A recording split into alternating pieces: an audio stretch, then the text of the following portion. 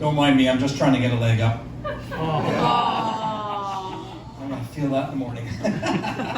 How is everyone? Let me try it again. How is everyone? Awesome. I'm excited to be here tonight. Great crowd, so we're gonna have some fun tonight. My background is Lebanese. My ancestors come from a small village in Lebanon called the Bekaa Valley, which is Lebanese for Shawarma Palace.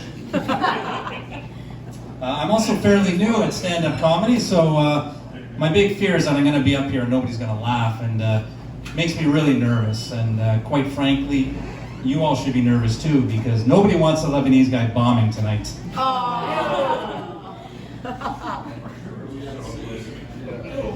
Look, I just want to be able to go home and tell my wife that I killed tonight. Praise Allah! I'll be celebrating a wedding anniversary coming up soon. Been married for 30 years. Yeah, happily for 20. Yeah, they say marriage is really tough, and I actually am happy to be married, but I never knew love until I got married. But then by then it was too late, so.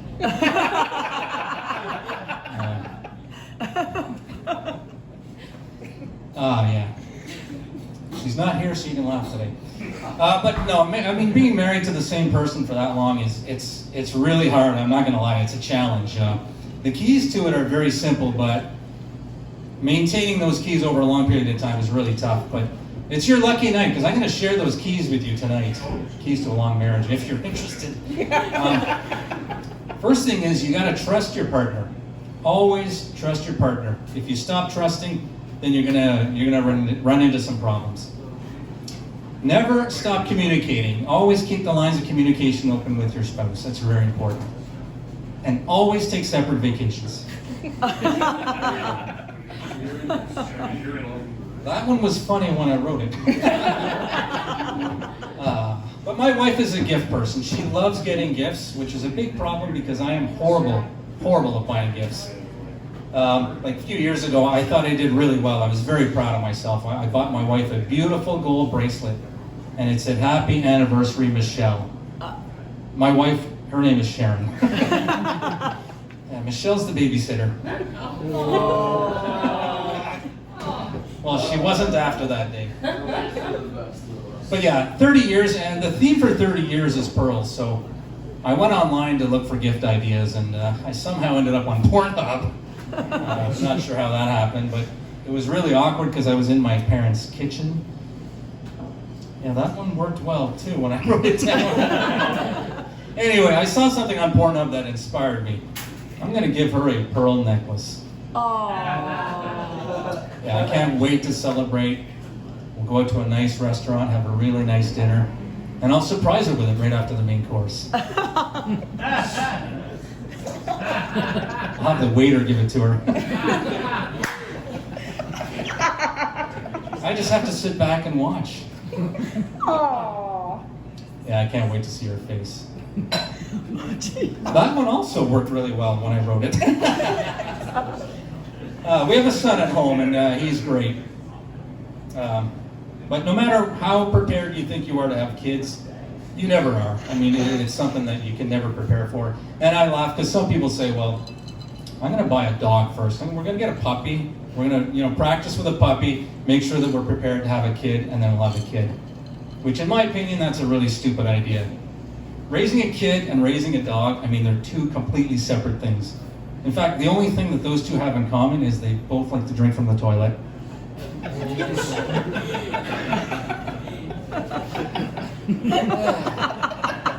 And kids today are very different than when I was a kid, I like to compare kids today to Joe Biden. Very short attention span, can't finish a sentence, and sometimes they fall off their bikes. Oh, and my son, he's great. I mean, he got into a lot of trouble when he was smaller in school. We were getting calls from the school all the time. So they said, maybe try reading to him every night. That'll calm him down, and maybe that'll help his behavior. So we did it. We read to him every night. Every night we read him the Riot Act. Praise Allah!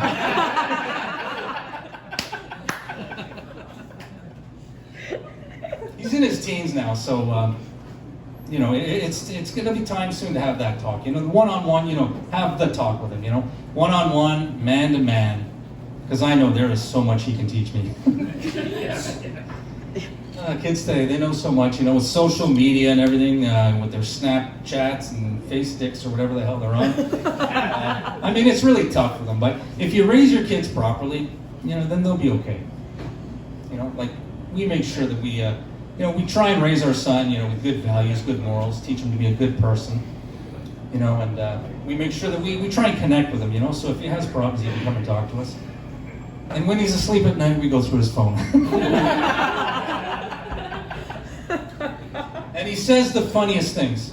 Last week, completely out of the blue, he says to me, "Dad, I think that I'm not a very nice person sometimes, which makes me think I'm not Canadian. I actually think I'm from Toronto." Because people there, you know, are self-centered jerks. I said, "Whoa, son, before you make statements that aren't true, there is no doubt that you're Canadian." All right.